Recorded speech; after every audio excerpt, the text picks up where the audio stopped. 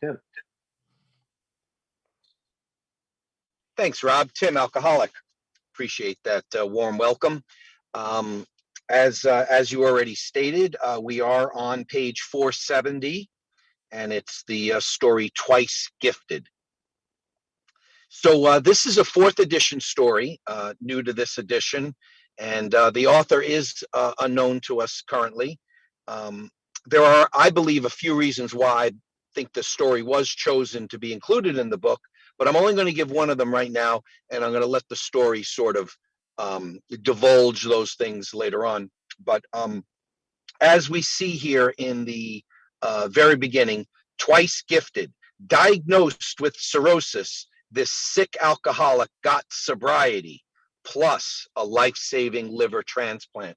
So I think it was included because this is a near-death case, very low bottom in terms of physical health, probably months, maybe less, from death, if not coming into the program. And I love the way the author is using the title Twice Gifted as both the surgery and the spiritual surgery of coming into the program as being where the title is gleaned from. So let's get going and we'll find out some things as we go along. Today is Sunday, my favorite day of the week. Things are usually peaceful, and I always get that wonderfully humbling, it's amazing to be alive feeling. I am happy to say that very few days go by without that feeling. Sunday used to be pretty wild in the old days. That is what I call my drinking days, the old days. It was the last day of the weekend, finishing up a few days of partying with my friends. I never went anywhere that was not a party, and if in doubt about the occasion, I'd think of a good one and bring the party with me. I cannot remember a time without booze in my life. Even when I was young, and didn't drink myself, liquor was always around. I do remember a time at the beginning of my drinking, thinking to myself that I was not and would never become an alcoholic, knowing in a very personal way exactly how an alcoholic lived. I was a teenager then, and I figured I was just having fun and could control everything about my drinking. By the time I actually reached legal drinking age, I had definitely gone beyond weekend party drinking, and Sunday once again became the first day of the week, soon to become a week of daily drinking. During my young adulthood, drinking was the way I related to others. I do not know anyone who did not drink, and all of my interests, friendships, and more intimate relationships revolved completely around drinking. Over the years, by all appearances, I grew up and got a life, but it was only a facade. I never did mature, other than in the physical way. I appeared normal on the outside. I knew I drank, and so did everyone else. But I behaved pretty well and only by chance managed to stay out of harm's way, except for a few occasions. Looking back now, the picture of my life before I got sober looks like a long series of unfinished matters. Through the years, I had quit on everything that ever mattered: college, going for promotions, relationships, at least the relationships that demanded any work. So I think these are examples that the author is giving us of a life that is unmanageable, trying to manage a life while still drinking, adapting one's life as best they can without giving up booze. The unfinished, matters. Then a few things began to change. Some years before I finally gave up drinking, my body started to give me signals that continuing on this course might not be as carefree as it had seemed up to that point. When stomach problems began, I visited a doctor, and when queried about my drinking habits, I glossed over the idea that I overindulged. Tests were run, but no real diagnosis was ever confirmed.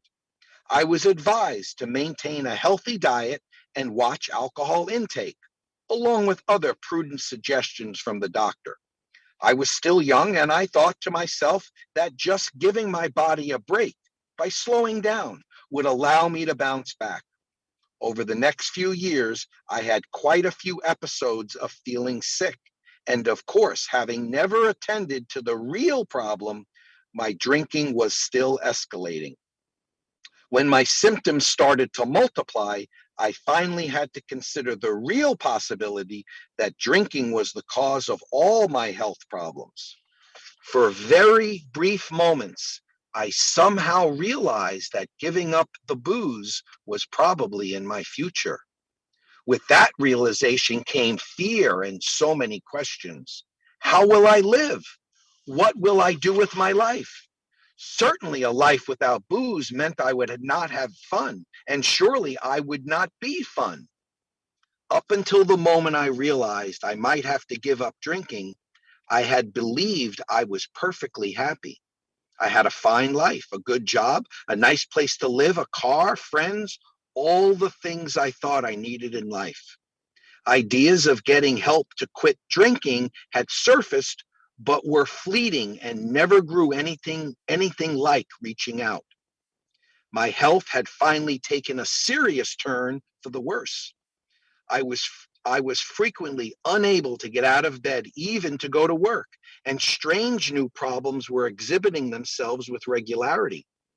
I resolved to divorce myself from the bottle, but trying to stop alone was disastrous. During the dry periods, I was very weak and sick. Then at times I would drink, and it was out of control. I would isolate and binge. Those last drunks ended in episodes of uncontrollable shaking, dry heaves, and even hallucinations. At the end, I was scared and suffering, and I felt as though I were absolutely alone in the world. A series of circumstances brought me to a new doctor. I had to see a doctor because once again I had become fearfully ill and I was unable to work. My stomach was distended and my ankles were swollen, nearly twice their normal size due to fluid retention. The whites of my eyes had yellowed from jaundice. I had spidery broken veins all over my body. My skin itched all over and took on an eerie greenish gray appearance. My blood had apparently thinned because the lightest touch would cause a terrible bruise, and even a small scratch would bleed for a very long time.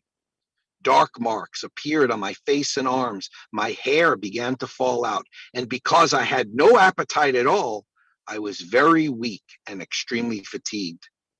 The new physician took one look at my appearance and my blood test results and asked if I drank. I said that I used to, but had abstained for quite a while. This was a blatant lie. In reality, the only person who was being fooled was me. My new doctor explained that I had a disease called cirrhosis of the liver. How far it had progressed was hard to tell, but by the symptoms I was having and the results of my tests, the disease seemed fairly advanced. The picture he painted was very bleak. As the disease worsened, I would become sicker and weaker, and finally there would be a slow and painful progression, usually ending in a fatal episode of bleeding into the stomach or lapsing into a coma and death. With that, he referred me to a special clinic, not an ordinary group of doctors, but a liver transplant clinic. So I don't know about you, and I think it was written in this way, or certainly edited in this way. I made the assumption; it has not made the statement up to this point what the gender of the author is, but made the assumption it was male, and we should not make assumptions. Somebody told me that an old timer told me that a long time ago. Because watch this next paragraph.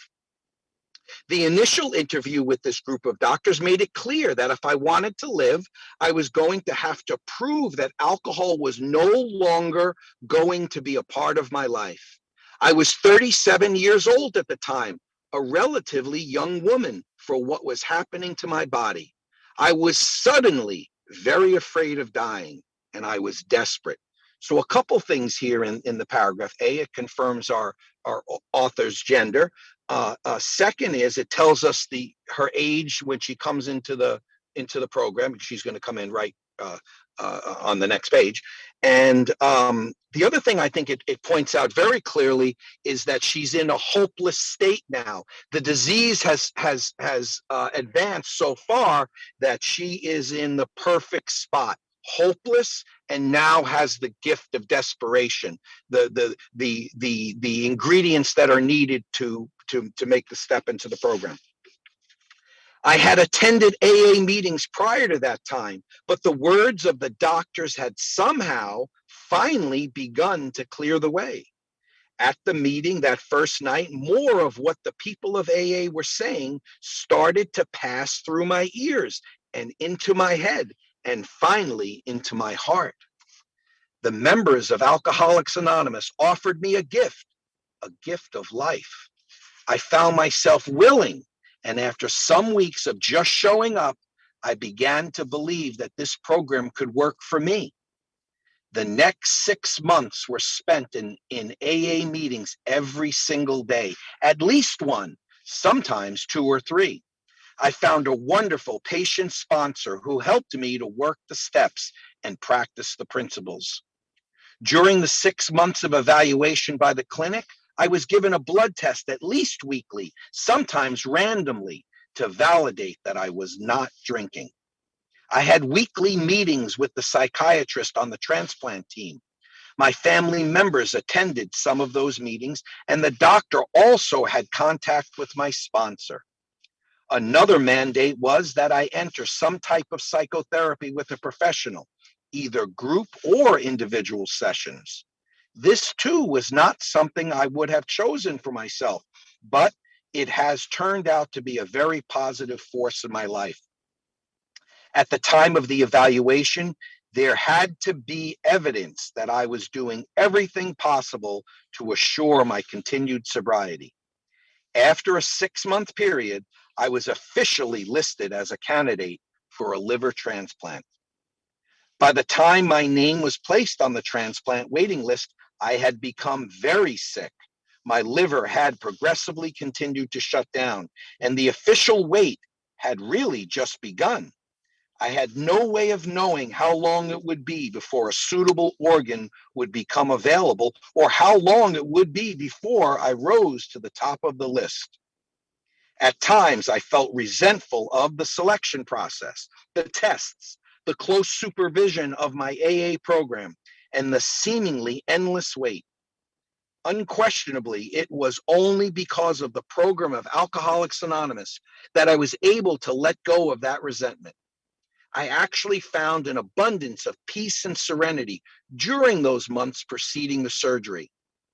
After another 6 months, I was given a second chance and a second gift of life.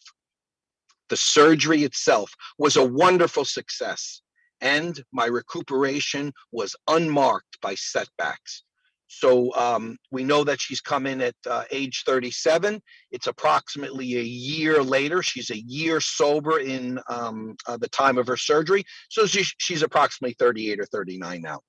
Some years have passed, and as I look back from the clarity of this moment, I know that the way here for me could not have been by an easier path.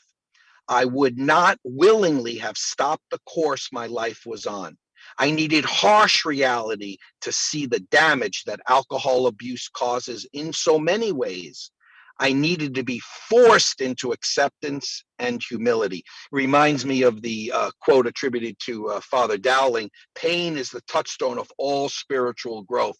It was exactly, she's reporting back now, I believe, that everything was exactly to the intensity level it needed to be to crack that shell that we typically have to make us willing.